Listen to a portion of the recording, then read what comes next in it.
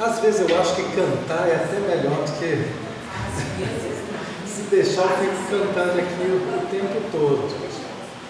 Isso já não está bom.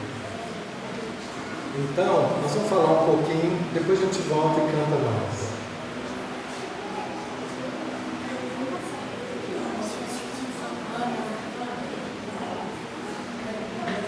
Porque no fundo, pessoal, eu convido a gente a se manter o máximo possível atentos, porque a atenção de vocês, sabe o que é para mim?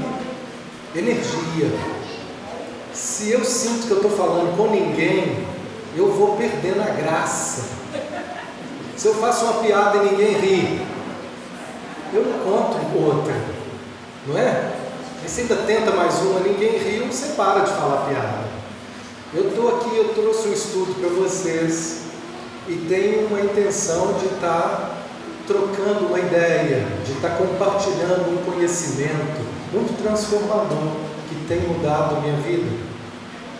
Um trabalho de autoconhecimento profundo. Nós temos tantos caminhos de transformação hoje. Nós vivemos um momento no nosso planeta muito grandioso. Apesar de todo o caos, apesar de todas as dificuldades que vocês possam estar vivendo, que eu possa estar vivendo, que a humanidade está vivendo, nós estamos vendo o início de uma outra guerra começando agora no Oriente, né, onde eu também queria, no final, que a gente pudesse se envolver em prece, né, por todos envolvidos, sem julgamento nenhum, apenas dando energia para que eles possam fazer essa travessia da melhor forma possível.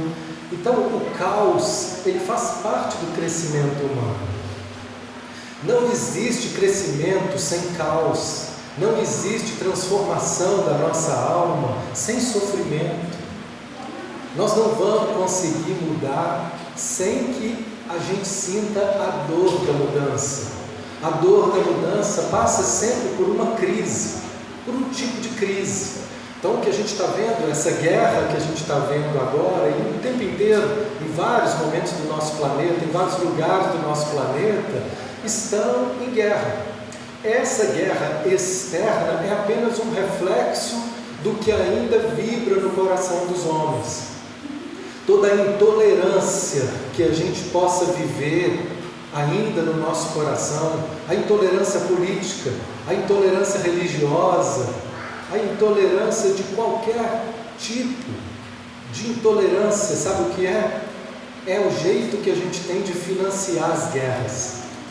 Energeticamente, os nossos pensamentos e os nossos sentimentos são força que move o planeta. Se o planeta está ainda nesse estágio de tanta dificuldade e sofrimento, ele é um reflexo daquilo que a gente ainda está criando. Essa é uma parte que não dá para negar, e assim nós também temos criações maravilhosas acontecendo, mesmo que elas não sejam noticiadas com o mesmo destaque que são noticiados as violências, as dificuldades, porque isso prende ainda muito mais a atenção. Se eles preparam no Jornal da Noite uma notícia de algo maravilhoso que está sendo feito, o ibope é muito menor, o interesse é muito menor. Nós ainda interessamos muito pela tragédia, pela dor, pelo sofrimento. A nossa energia ainda se volta de um jeito muito maior para o negativo. Por quê? Sintonia. Essa é a nossa sintonia. E quando a gente sintoniza com isso, estamos dando energia, estamos ainda alimentando esse fluxo de acontecimentos no nosso planeta. Então, está tudo bem?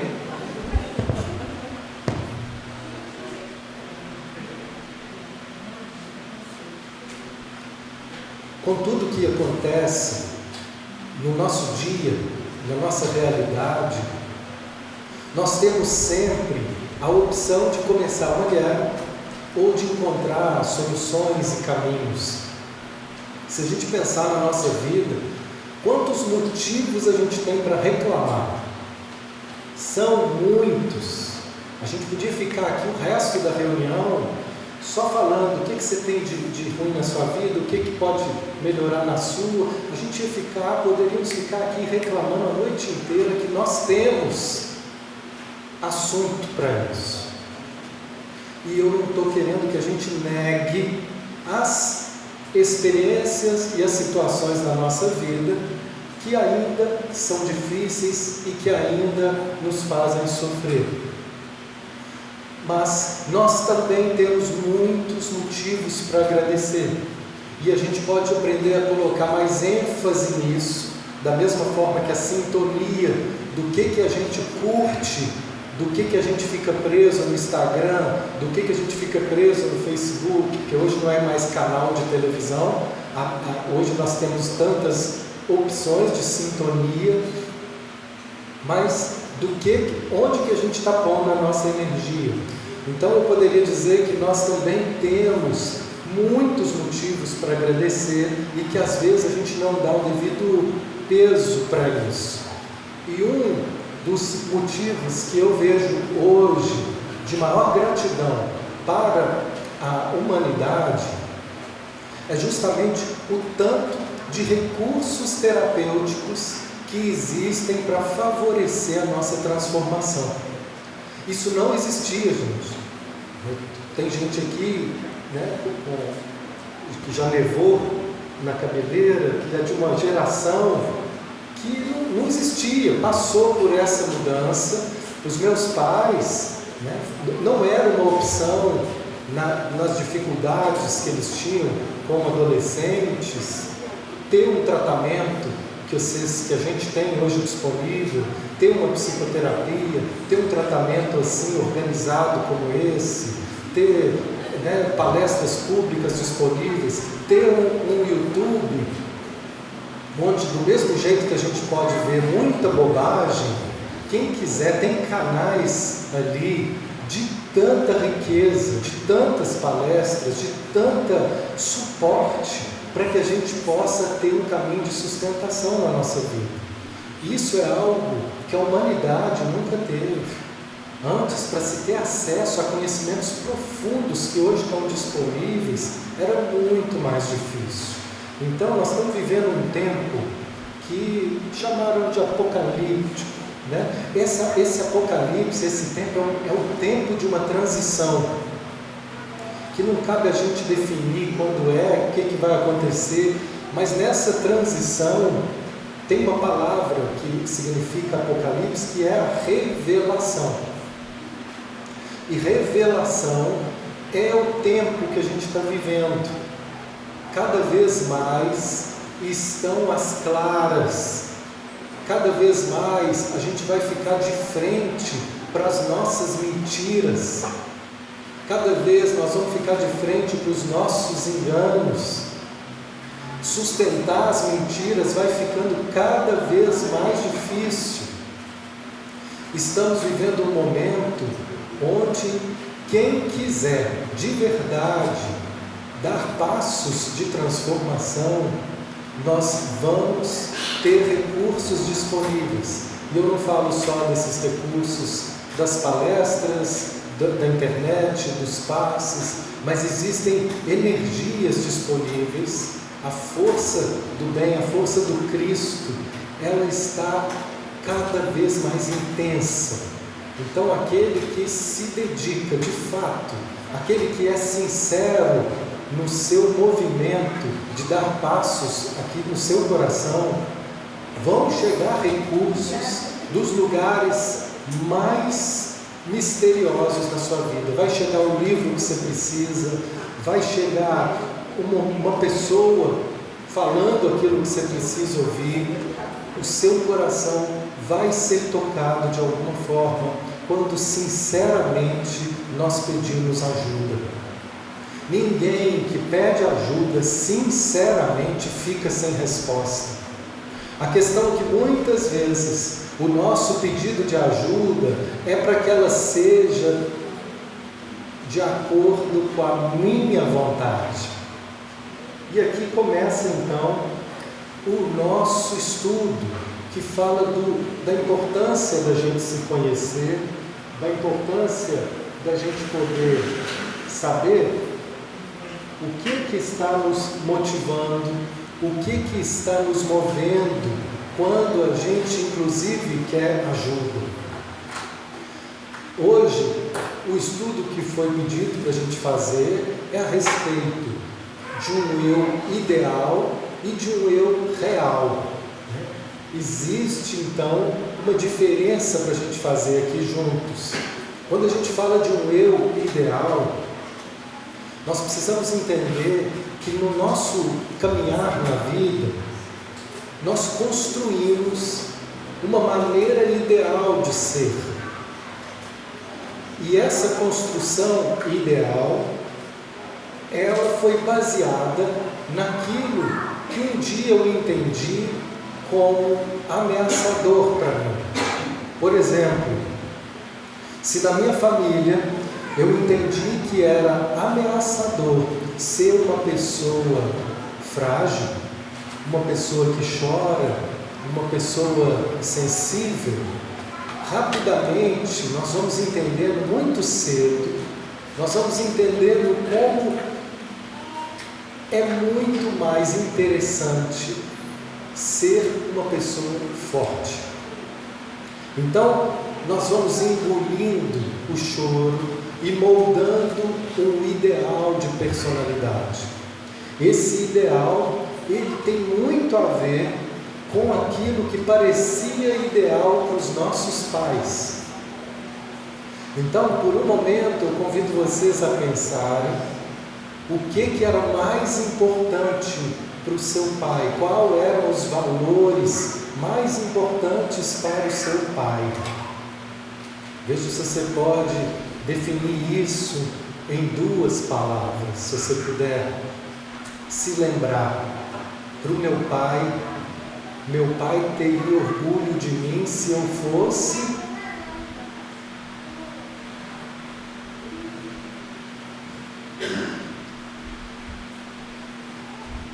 e mesmo que ele não te dissesse isso, filha, você tem que ser assim, ou filho, você tem que ser assim para ser bom. E às vezes ele nem precisava dizer isso, mas ele era assim. Se você tem uma imagem do seu pai como alguém muito correto, muito rígido, muito justo, mesmo que ele não te diga, você tem que ser correto, tem que ser justo, mesmo que ele não te diga isso, essa postura cria em nós um tipo de ideal. A gente esqueceu dessa noção que a gente tinha quando era criança, mas o jeito mais próximo que eu poderia transmitir para vocês da imagem que a criança tem dos pais, a gente vê os nossos pais como deuses. Como deuses. É só depois de um tempo é que a gente vai aprendendo a humanizar aquelas pessoas. Meu pai, minha mãe. Mas num primeiro momento, vendo eles como deuses, essa visão cria em nós uma urgência de pertencimento, de aceitação. Ou seja, para a criança é insuportável a ideia do desprezo dos pais. E acontece um mecanismo estranho que vem sendo estudado pela psicologia ao longo dos tempos. É um mecanismo muito estranho, mas toda vez que a gente, quando pequeno, recebeu uma experiência de rejeição, de desconsideração, de desprezo, de descaso, eu fico pensando quem não recebeu isso. Todos nós, de alguma forma, sentimos essa ausência, sentimos em alguns momentos da nossa vida sozinhos, nessa relação com os nossos pais. Sabe por quê? Eles não são perfeitos e eles não foram perfeitos para nós, porque os pais deles também não foram perfeitos para eles. Então, nessa imperfeição, muita coisa faltou. E eu não estou aqui culpando eles, eu estou só trazendo fatos de que eles não puderam evitar, como pessoas imperfeitas. Assim como vocês, como pais, quem aqui é pai, né? Então, quem é pai, tiver o mínimo de bom senso, sabe que por mais que você se dedique, muita coisa vai faltar. Não vai dar. E aí é o momento que a gente vai pagando língua naquilo que a gente reclamava lá atrás, porque daqui a pouco nós vamos começar a ouvir, se já não ouvimos, isso, não somos perfeitos. Mas nessa dificuldade que a gente pode ter vivido como criança, de não ter tido ali todo o suporte que a gente precisava para o nosso desenvolvimento, nos momentos, esse aqui é um mecanismo estranho, gente, esse é um ponto muito importante, que eu gostaria que a gente ficasse junto aqui.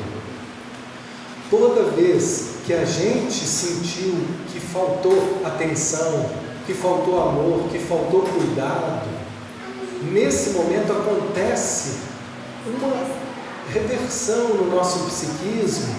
É tão difícil para a criança culpabilizar os pais, porque eles são deuses para aquela criança, que acontece que a gente começa a se culpar por não ter recebido mais. Isso é o que vai dar início ao que a gente chama de uma imagem idealizada. Vou repetir.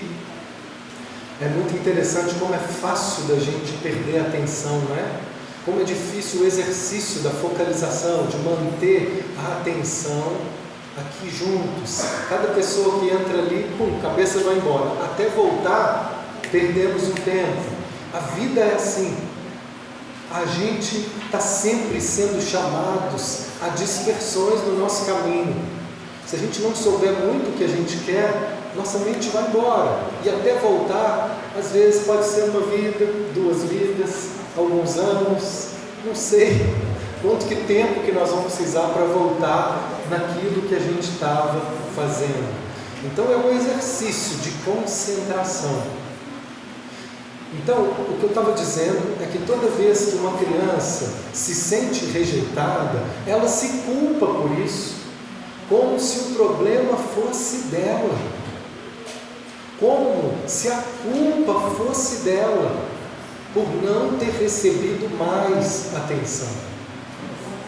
Tamanha a dificuldade naquele momento de estar reconhecendo que os pais, às vezes nem era pessoal. Eu vivi isso com meu pai. Durante muito tempo na minha vida, eu não tive atenção do meu pai. Ele estava ali, mas ele não estava ali. Presencialmente ele estava ali, ele estava ajudando a sustentar a casa, mas emocionalmente muitas vezes ele estava muito longe. Eu encontrava com ele, ele estava sempre tenso, sempre preocupado com grana. Na época eu não entendia, eu era um menino que só queria atenção. Eu não entendia o que estava acontecendo. Hoje, como pai, eu entendo o quanto que às vezes minha filha outro dia chegou para mim e falou: papai, eu fiz um desejo para o papai do céu. Falei: filho, qual foi o seu desejo? Eu pedi que você não trabalhasse tanto. Meu coração na hora apertou. Falei: era o que eu cobrava do meu pai. Hoje eu sei, porque quando eu perguntei para vocês que valor que era o máximo que seu pai passava para você, quando você olha para o seu pai, que palavra te vem? Depois eu posso chegar na mãe, tá? Comecei com o pai, Para o meu pai, o valor era trabalho. Ele não precisava ficar falando, mas eu vi ele respirar trabalho. O tempo inteiro ele estava trabalhando. Eu absorvi isso e eu fiquei viciado em trabalho. Eu precisei de me tratar. Eu faço terapia, me trato. Eu sou psicólogo, trato das pessoas há 20 anos, mas eu me trato também há 20 anos. E um dos meus tratamentos é em função dessa compulsão em achar que eu tenho que ser produtivo o tempo inteiro, que eu tenho que trabalhar o tempo inteiro. Então toda vez que eu tinha para descansar, eu me sentia culpado. Eu achava que eu tinha que fazer alguma coisa, arrumava um livro para ler, uma coisa para estudar, um trem para fazer, o tempo inteiro trabalhando. Aos 36 anos eu tive um AVC. E não tinha nenhuma causa física que justificasse isso. Mas eu sei, vocês me imaginam o tanto de coisa que eu fazia, tanto de grupo, trabalhos mediúnicos, palestras, grupo de meditação, atendimentos. Era assim, e tudo que eu fazia eu achava que era pouco. O que era isso? Uma imagem idealizada. Estou construindo com vocês a compreensão do como aquilo que pode parecer bom, ser bem mal. Com as melhores das intenções, nós podemos criar dificuldades, doenças, conflitos e guerras, achando que a gente está cumprindo uma missão divina ou fazendo melhor, sem perceber que o que está nos motivando é algo doentio. Por quê? Está cheio de uma pressão, está cheio de um medo.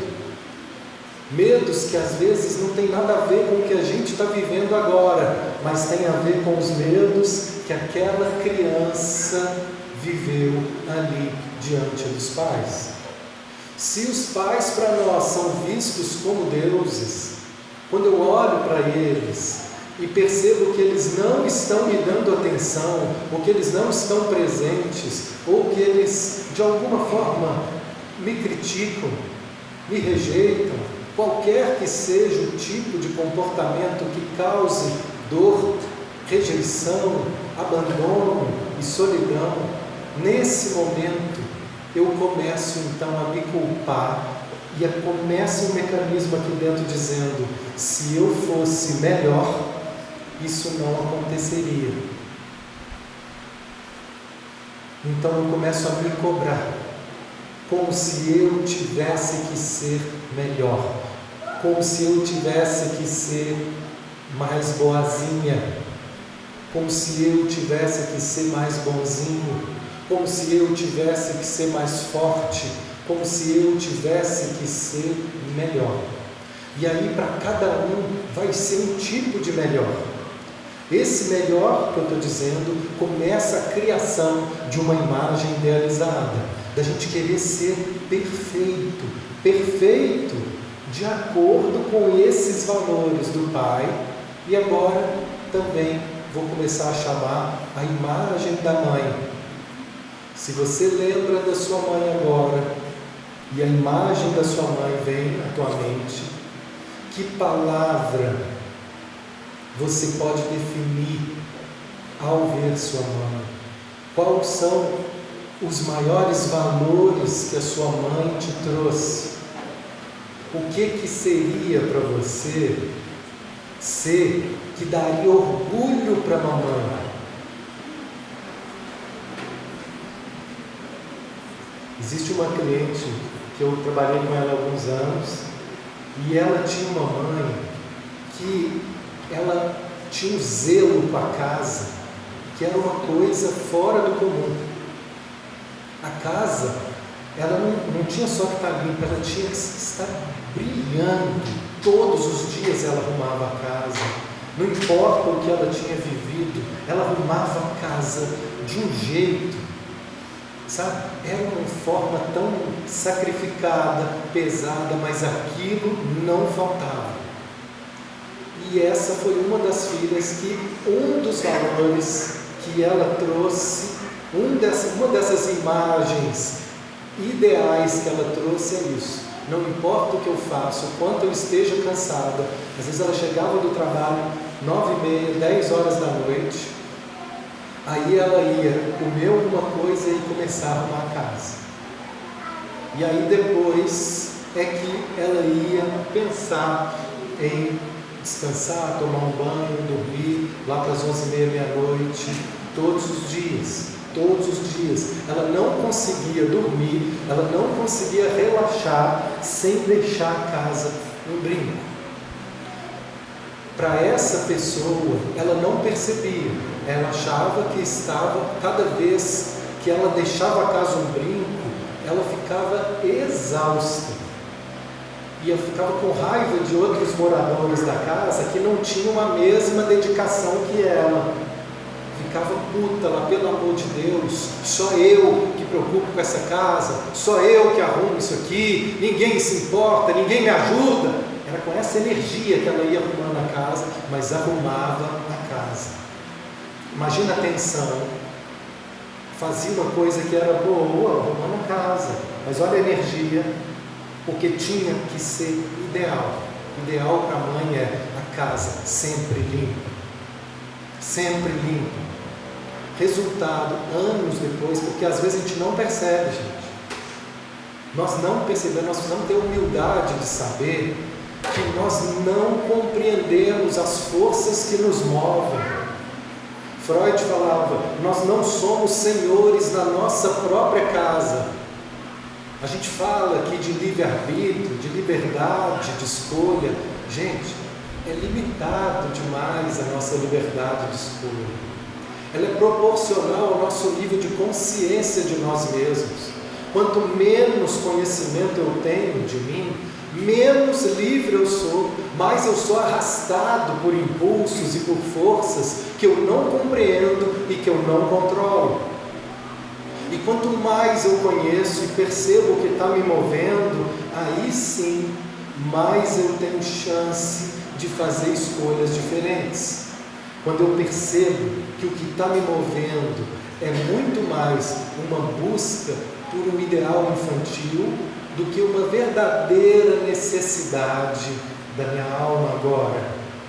Isso só é percebido quando a gente começa a fazer um trabalho de autoconhecimento conosco. A vida não vai melhorar só com recursos que venham de fora. Maravilhosos passos aqui, porque eles são impulsos para a gente dar passos.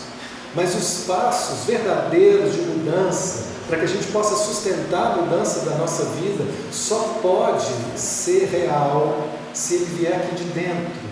Se partir do momento que a gente começar a perceber o que eu estou fazendo que está adoecendo a minha vida. E ainda achando que eu tenho que fazer mais. Eu estava adoecendo com tanto de trabalho que eu me impunha. Eu vim de uma formação espírita, eu nasci numa família espírita e fui levado a fazer evangelização infantil desde pequenininho, e ali eu fui respirando um clima que me deu uma lucidez espiritual enorme desde muito cedo.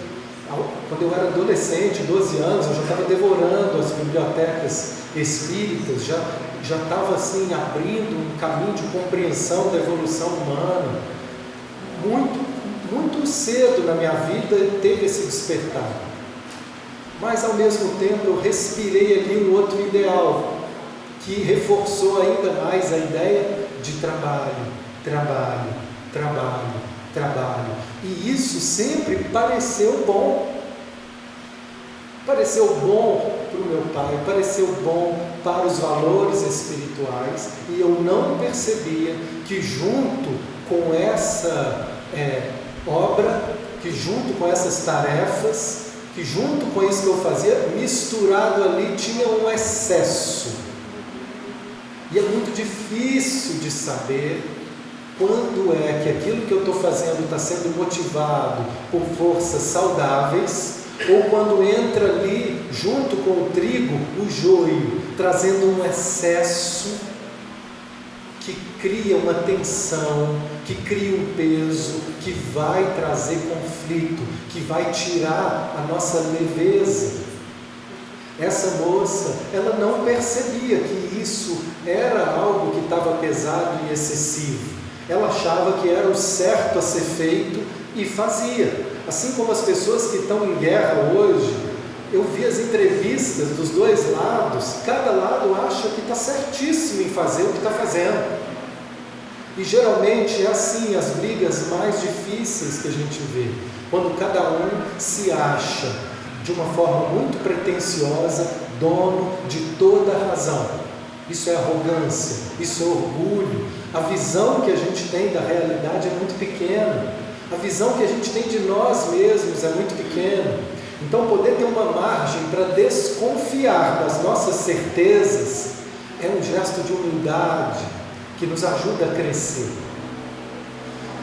Quando a gente começa a se questionar, essas perguntas que a gente faz, caso exista sofrimento na nossa vida, que esteja sendo sustentado ao longo dos anos, junto com esse sofrimento, vai ter um tipo de imagem idealizada. Vai ter algo que você não percebe, mas você está perseguindo de uma forma distorcida, idealizada e excessiva. Obstinada. Sabe o que é obstinação? Obstinação é uma vontade rígida. É muito bom a gente ter força de vontade. Se essa casa está de pé hoje é porque muita gente, numa força de vontade saudável, tem sustentado os bons propósitos aqui. Então, força de vontade, tudo que a gente desenvolve na nossa vida, só é desenvolvido porque sustentamos uma vontade de continuar. Mas junto com essa vontade, que pode ser saudável para o nosso desenvolvimento profissional, para o nosso desenvolvimento psicológico, para o nosso desenvolvimento espiritual, não há desenvolvimento sem vontade, não há desenvolvimento sem dedicação. Ninguém cresce sem dedicação, ninguém vai fazer por nós. Se a gente não puser a mão na massa para desenvolver, não caminha. É assim com qualquer curso profissionalizante, é assim com qualquer profissão. Todo mundo que se desenvolve é porque dedicou. Por que seria diferente com o nosso trabalho interior? Não, a gente quer que façam por nós, que tirem para nós, que resolvam para nós. Ninguém vai resolver, preciso de uma dedicação, e essa dedicação, ela não é teórica, ela precisa ser prática, ela precisa envolver a nossa real vontade de nos conhecer, essa real vontade de perceber. Se eu não sei, me mostra, Senhor, como o cego de Jericó, que chegava até Jesus e falou: Jesus, me ajuda. E Jesus chega como se não tivesse claro a ajuda que ele precisava. Jesus ainda pergunta para ele: o que queres que eu faça? E ele responde: que eu veja, Senhor, eu quero ver. E assim, Jesus então traz um movimento e os seus olhos se abrem. Somos todos, em algum aspecto da nossa vida, o cego de Jericó.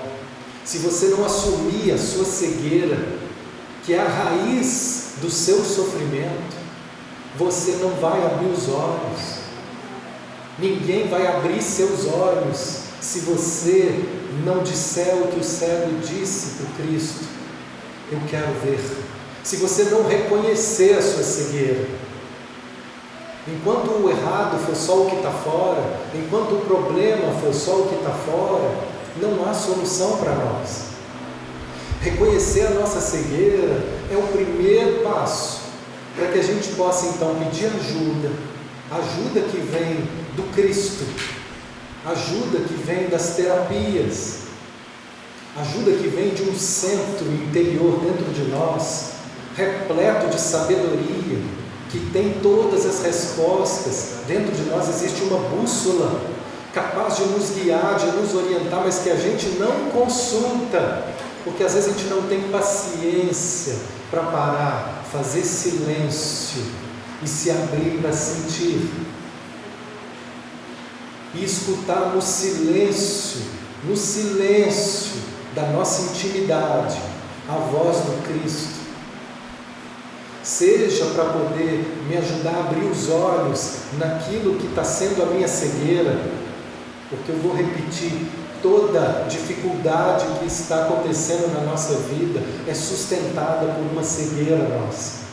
Essa cegueira fez com que a gente tomasse por verdade algumas ilusões, como essa amiga que tomou por verdade a ideia de que a casa dela tinha que estar limpo, um brinco todos os dias, não importa o que acontecesse. Era verdade isso, gente? Não.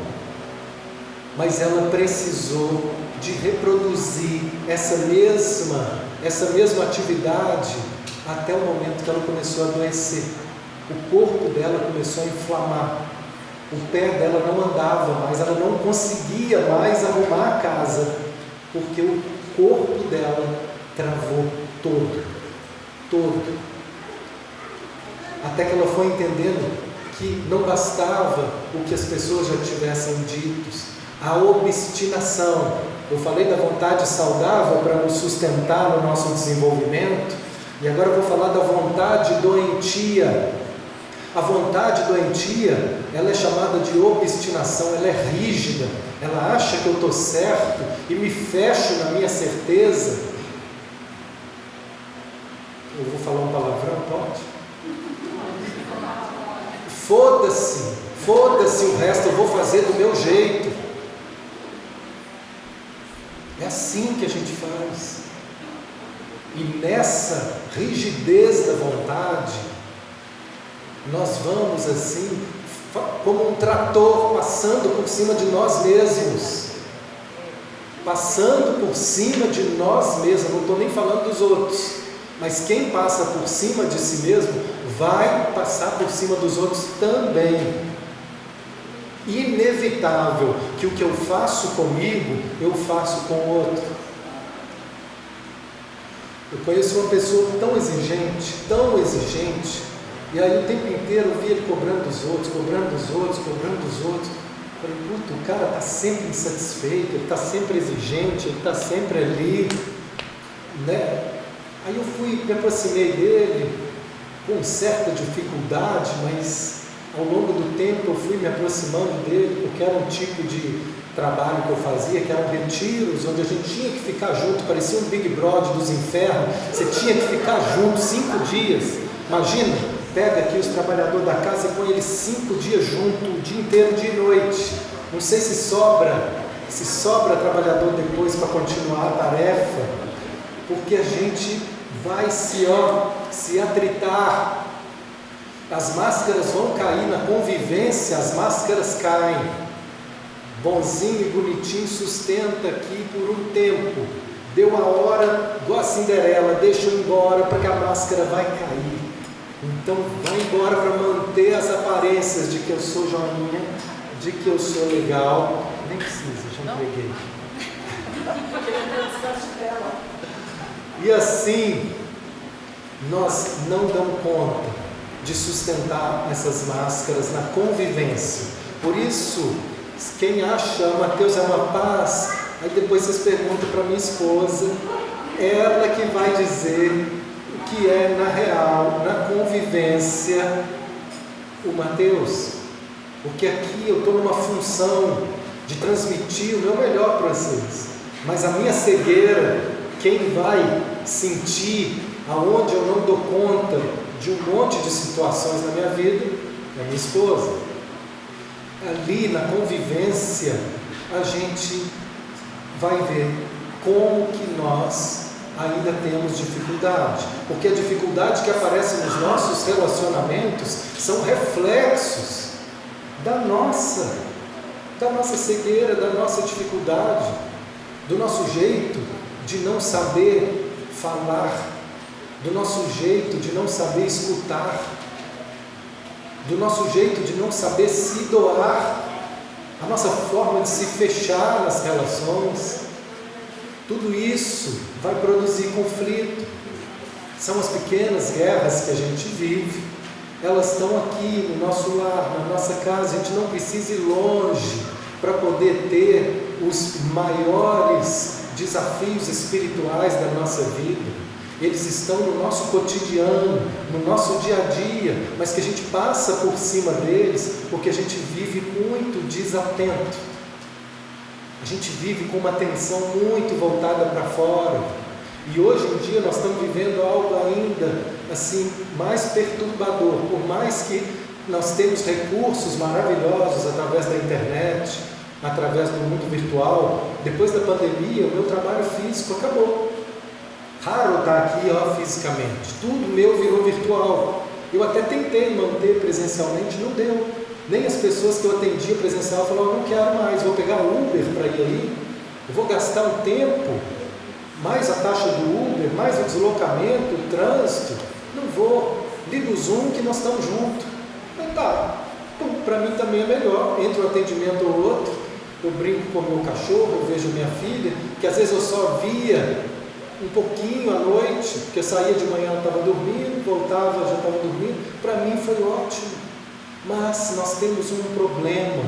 Muita gente está passando 3, 4 horas no Instagram vendo bobagem, sem perceber que parece assim, tentáculos. Quem viu Harry Potter?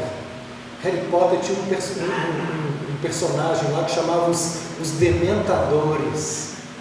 Sabe? Ele é como um tentáculo assim, que pegava a cabeça do povo e a pessoa ficava demente. É isso que está acontecendo de um jeito muito sutil com a população. Pessoas parando de ler, pessoas parando de, às vezes, de ter momentos de conversas mais profundas. Tudo vai ficando superficial, porque nós estamos perdendo muito tempo, distraídos demais com aquilo que não é essencial.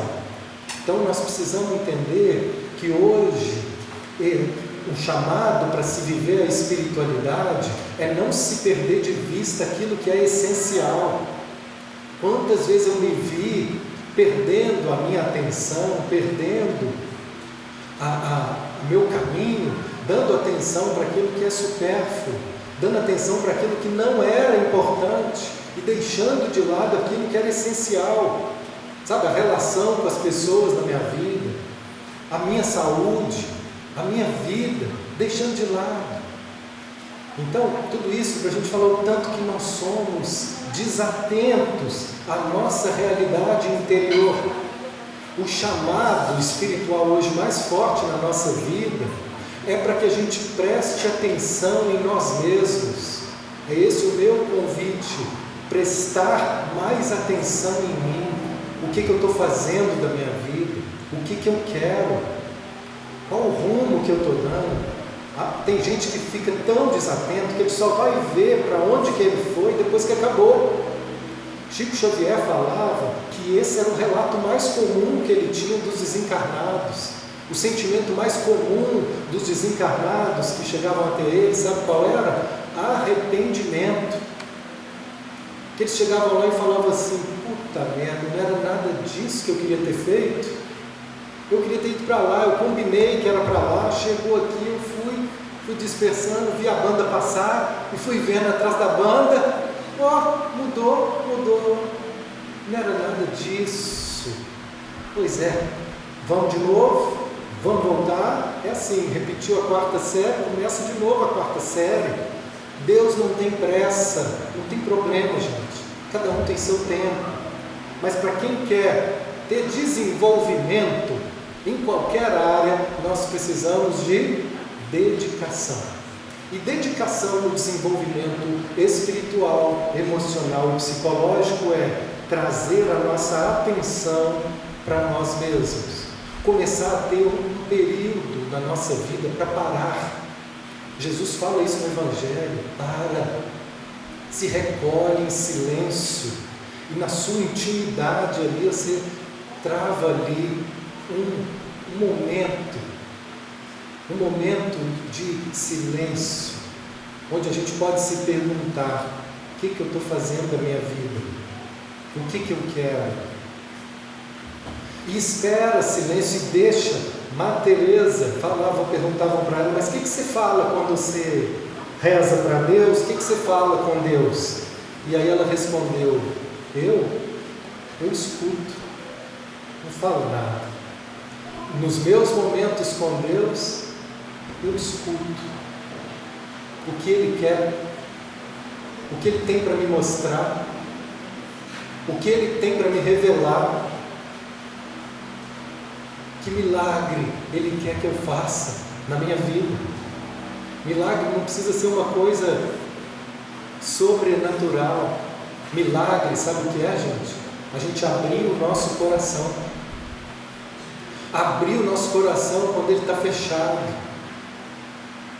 Isso é um milagre.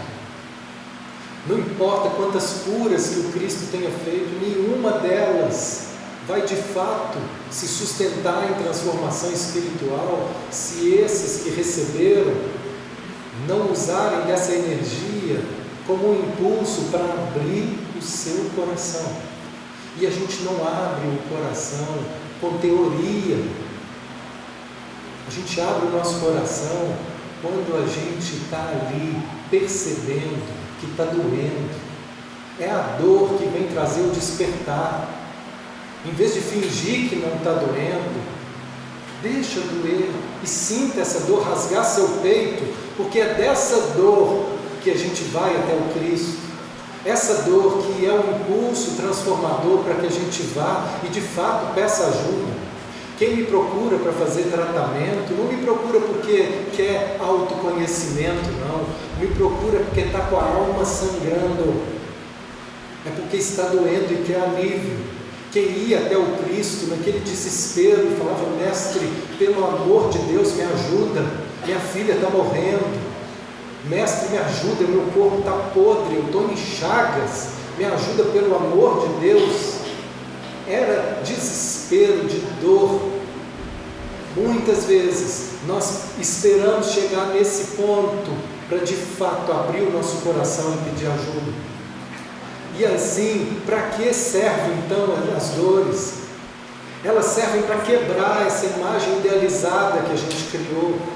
As crises, elas vêm para poder abalar as estruturas que a gente criou e estabeleceu como um jeito certo de ser, um jeito certo de viver. Não existe um jeito certo. Talvez as suas certezas precisem ser questionadas. E ninguém vai poder te dizer o que é certo para a sua vida. Nenhum espírito tem autoridade para dizer o que é certo na minha vida. Nenhum pastor, nenhum médium, nenhum padre, nenhum psicólogo, ninguém. Você é autoridade para poder saber, só você sabe o que o seu coração precisa. Só você sabe a hora certa de sair, a hora certa de entrar numa relação, de sair de um relacionamento, de sair de um trabalho espiritual, de começar um trabalho espiritual. Só o seu coração pode dizer. Essa foi a mensagem do Cristo que levou ele para a cruz, quando ele disse, em nenhum lugar, nenhuma igreja, ninguém, é em verdade e em espírito que nós agora teremos toda a revelação que a gente precisar. Isso arrepiou os poderosos que queriam controle e domínio, para continuar dizendo o que vocês têm que fazer para estar no caminho. Controle, domínio. Esse é o lado negro das religiões. E junto com isso tem uma beleza maravilhosa. Assim como todos nós temos um lado negro, distorcido, cego, que é capaz de machucar pessoas que a gente ama.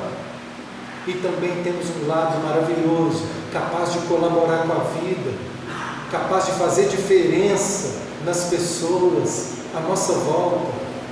Não precisa só estar vinculado num trabalho. Se você está com o seu coração consagrado ao Cristo, na intenção de colaborar com a vida, em qualquer lugar que você estiver, você vai ter uma oportunidade de servir. mesmo que seja em silêncio. Francisco de Assis falava: pregue o Evangelho o tempo todo, e se for preciso, use palavras,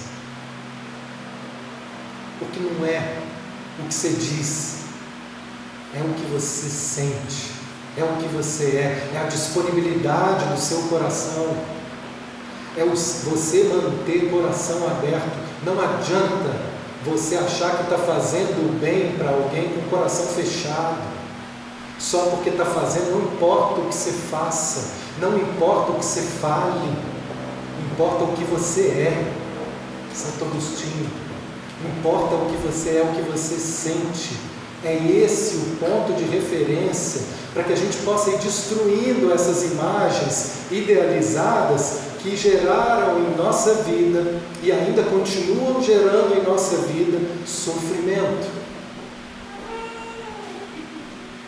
Então, perceba na sua vida o que está em excesso. E ali você tem uma pista. O que você está exagerando? E ali você tem uma pista da criação dessa imagem, para poder compensar essas dores da nossa infância. Vocês lembram que eu disse lá atrás? Se eu senti falta de algo, eu passei a achar que a culpa era minha e começo a me cobrar, a ter que ser melhor do que eu sou. Sabe? A maior indicação de que nós estamos sofrendo as dores de uma imagem idealizada é o tanto que a gente se cobra. O tanto que a gente se cobra. Como eu estava falando desse amigo, quando ele estava lá cobrando as pessoas, cobrando, sempre insatisfeito, e eu fui aos poucos chegando perto dele, a gente foi criando uma conexão ao longo dos anos, porque no começo era bem difícil. E aí, ao longo dos anos, quando eu me aproximei, eu fui conhecendo, descortinou a intimidade dele para mim, e eu vi o que ele cobrava das pessoas era muito pouco, perto do que ele cobrava dele, perto do carrasco que ele era com ele mesmo, o tempo todo se exigindo, tem que ser melhor, tem que ser mais, o tempo todo se sentindo errado, o tempo todo se sentindo pouco, o tempo todo se sentindo insuficiente. Vocês não se sentem assim não, né? Esse é só o meu amigo, coitado.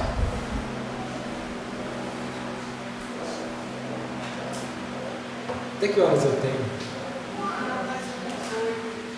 8h15, 5 minutos? Então, vamos falando, igual uma matraca. Quando abre, não para. Então, o tanto que ele cobrava, e que eu achava muito, era uma parte pequena comparada ao tanto que ele cobrava dele mesmo. Se você começa a se perceber nessas cobranças, nós vamos ver o aguilhão dessa imagem idealizada ali, sempre te punindo quando algo dá errado. Quando algo dá errado, qual é a sua primeira reação? Geralmente, lá no fundo começa essa voz crítica. Você devia ser melhor. Você começa a se comparar, você começa a se cobrar, você começa a se criticar. Isso, gente, é a pior coisa que a gente pode fazer conosco. Isso é uma violência que a gente faz conosco, achando que a gente tem que ser especial, achando que a gente tem que ser melhor, achando que a gente está errado, sendo que enquanto mais eu me cobro, mais eu me machuco. Então, veja, por um lado eu estou dizendo, é preciso a gente aprender a olhar de frente para os nossos erros. Por outro lado eu estou dizendo, é tão difícil olhar para os nossos erros, porque quando a gente vê os nossos erros, a tendência que a gente tem é se pegar e jogar no lixo, porque nós ainda não aprendemos a olhar com leveza para os nossos erros, a olhar com gentileza para as nossas dificuldades. Como que a gente lida com as nossas dificuldades? É se cobrando, é se pressionando, é se exigindo. Não é com um clima de compreensão, de abertura para poder conhecer aonde que está o equívoco. Tem uma rigidez na nossa forma de lidar conosco, tem uma hostilidade interior na nossa forma de lidar com as nossas dificuldades e com os nossos equívocos. Se a gente não conseguir perceber o tanto que a gente se machuca com essas cobranças, nós vamos continuar achando que eu preciso estudar mais, que eu preciso ser melhor, que eu preciso trabalhar mais, que eu tenho que, até que chega uma hora que o corpo não aguenta e cada um vai sofrer as consequências dessa autoexigência de um jeito. A minha foi com um AVC. A minha foi com a coluna. Vira e mexe, ela ainda conversa comigo.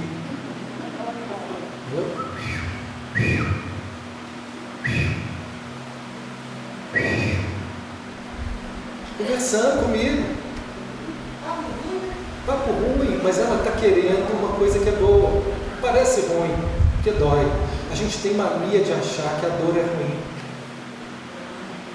Mas qual é a conversa quando dói? O que ela está me mostrando? Você está pegando pesado com você de novo.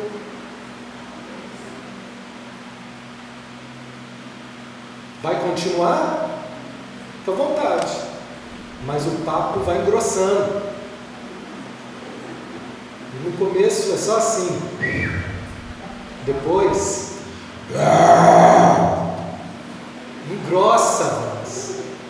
E eu fiquei sem andar. Quem mais aí já teve crises corporais que parou a vida de vocês? Levanta a mão para a gente ver. É pouca gente, olha aqui, gente. Levanta aí, Silvana. Tá vendo? Tem gente que não para, continua manco. Tem gente que para. Eu parei. Por quê? Eu não ouvi o sussurro. Eu não estou falando que a gente vai conseguir evitar, não. Mas vai melhorar muito, vai evitar muita dor, se eu puder escutar os recados que ela tem para nós. E todas as dificuldades que a gente vive nos nossos relacionamentos, todas as dificuldades que a gente vive no nosso corpo, são recados, é o jeito que o nosso corpo tem para poder nos informar como que eu estou lidando com a minha vida. Se eu estou pegando pesado comigo, vai doer. Se eu estou pegando pesado com o outro, ele vai se afastar. Ninguém aguenta. Se eu estou sendo omisso e deixando de dizer nas minhas relações o que eu preciso, vão passar por cima de mim. Não dá para cobrar do outro. A maior raiva que a gente tem não é do outro. A maior raiva é da gente se submeter àquilo que a gente não queria fazer, mas fez para não gerar problema e se ferra. Se a gente puder assumir isso, começa uma mudança. Assumir que eu me omiti. O Cristo foi crucificado porque tinha um bando de arruaceiro que já tinha uma meta: nós vamos matar aquele cara. Mas existia um bando muito maior de pessoas que ficaram caladas e assistiram aquela cena com medo, porque aqueles que faziam balbúrdia e pediam a morte deles pareciam agressivos e violentos. E Kardec nos ensina por que o mundo está assim. Se vocês, Kardec pergunta para os espíritos, Se vocês falam que o bem é superior, por que o mundo não está assim? Resposta dos Espíritos: porque os bons são tímidos. Os agressivos são cara de pau, eles se acham no direito de atropelar, de rasgar, de invadir, de quebrar. Eles acham que a razão que eles têm justifica a agressividade deles, a ponto de entrar, de invadir o outro, de invadir o país, de invadir sua casa, de invadir em nome do bem. Eu faço uma inquisição, em nome do bem eu faço uma cruzada.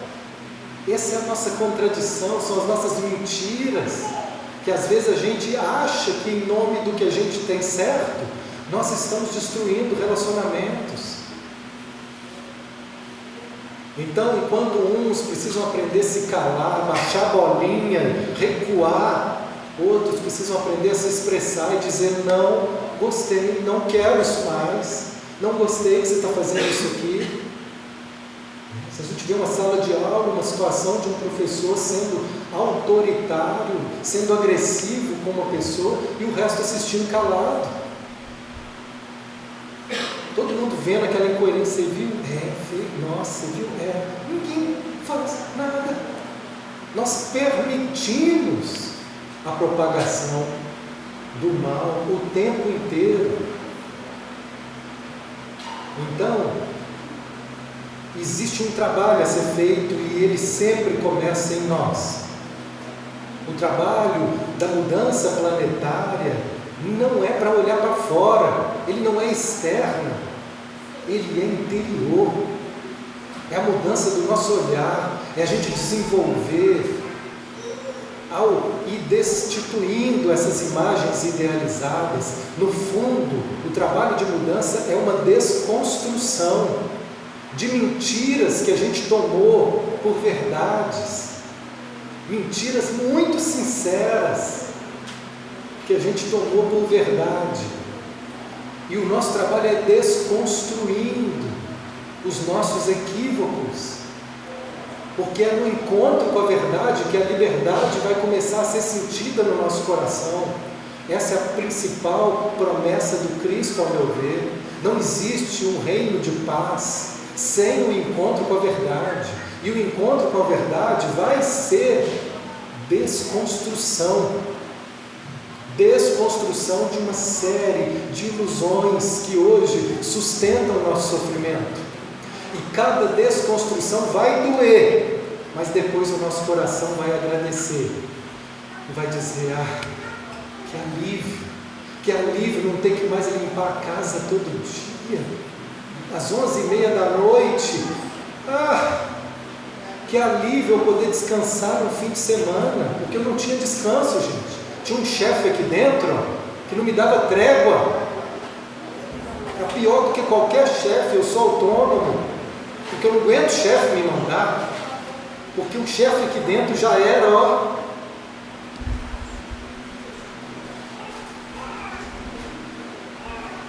Então, cada encontro com a verdade sentida não é teórico, é sentido.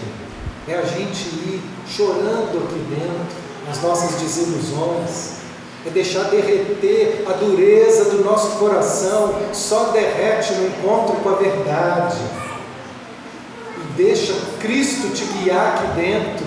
Ele vai te levar para os lugares que você precisa se haver. Não estou conseguindo sozinho, pede ajuda. Aqui é um jeito, e aqui, quem precisar, nós temos uma equipe de terapeutas disponíveis para poder oferecer suporte para quem precisa de ajuda.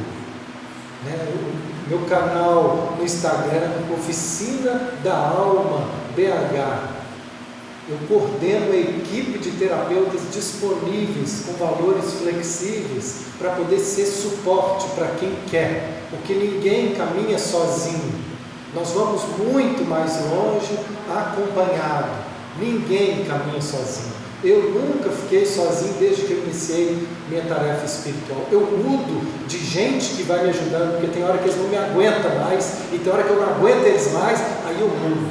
Fico uns 3 anos com um, 5 anos com o outro, vou mudando, mas eu não paro de buscar ajuda.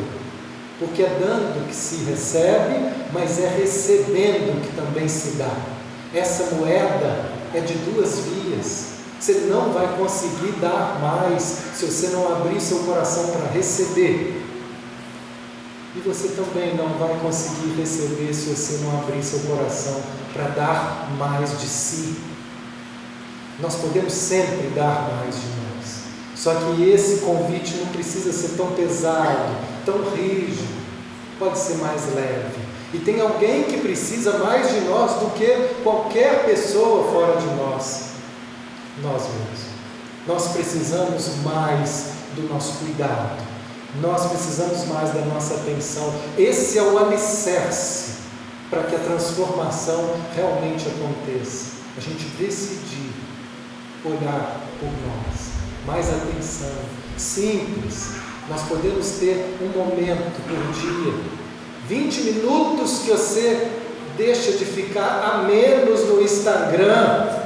E você para em silêncio para respirar, sentir, deixar o seu corpo te contar. Não o que você pensa sobre você, porque a nossa mente não alcança lugares onde nosso ego nos engana, mas o corpo sabe, o corpo é muito honesto, e se você fizer silêncio e deixar ele te contar, ele vai te mostrando aonde está preso, aonde está fechado, aonde precisa abrir para que a transformação aconteça. No mesmo lugar onde você encontra dor, ali é a porta onde a luz vai entrar para que a transformação aconteça. Uma boa noite, obrigado a todos, até a próxima.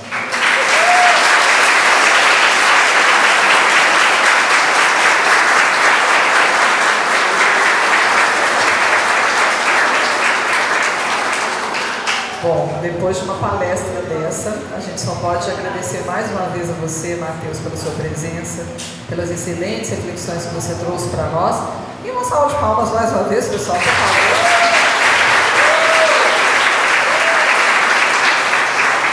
Bom, que nós possamos levar para casa e ao longo da semana refletir um pouco sobre o que o Mateus trouxe aqui para a gente, né?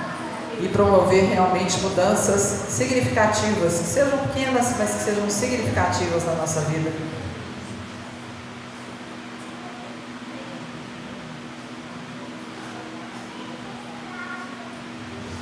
Bom, a gente está indo para o final da nossa reunião. Alguns recadinhos bem básicos, mas importantes. Quem aqui já fez uso da água viva? Levanta a mão para mim. Muito bom. A água viva é um remédio energético distribuído gratuitamente para quem está em tratamento aqui na Casa de Verilda. E nós já estamos iniciando o processo de organização para a próxima produção da água viva que acontece no Carnaval de 2024. A gente começa sempre com antecedência porque nós precisamos adquirir os insumos para fazer o remédio energético antes do final do ano, para que esteja tudo pronto para o Carnaval. Um dos insumos é exatamente o vidro da água viva. Esse vidro aqui, pessoal, é reciclável. Então, quando vocês terminarem o uso do medicamento, tragam para nós esse vidro, tá? Ele vai ser higienizado, preparado para receber mais uma vez a medicação. Da parte toda dos insumos que a gente compra é o que fica mais caro. Então, basta tirar para nós esse rótulo, ele sai super fácil, passar uma aguinha no vidro para que ele não fique incrustado com o restinho da água viva e deixar aqui na Casa de Verilda, né? Para aqueles que também fazem tratamento na clínica, também podem deixar lá, tá bom? Nós temos aqui no nosso café de hoje um menu bem legal. Então, para aqueles que querem levar uma comidinha para casa, a gente tem um arroz temperado e tem um bolo de festa com cobertura de leite ninho. Hoje é domingo, pode, né? Uma fatiazinha só, é só hoje, tá, pessoal? Segunda-feira é o Dia Nacional da Dieta, então todo mundo, boquinha fechada a partir de amanhã, mas hoje podemos ir. Além disso, temos alguns salgadinhos e a renda do Café Deli, ela também perfaz a renda para que a gente possa manter a Casa de Veludo Batista. O último aviso é: vamos ter bazar. Nós vamos ter bazar no dia 9 de dezembro e já iniciamos o recebimento de doações. Então, já que o Mateus falou tão bem sobre olhar para dentro, autoconhecimento,